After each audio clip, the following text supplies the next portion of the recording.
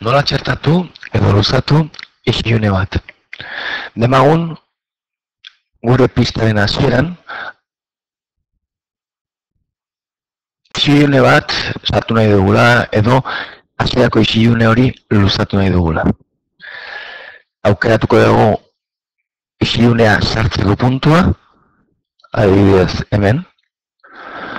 Ondoren sortu gora jo, silence edo isilune aukeratu, eta ondoren isilune horren luzera, segundutan, zen izango den adieraziko dugu. Esaterako, 30 segundu. Sortu isilunea eta aukeratutako puntuan txertatzen du isilune hori.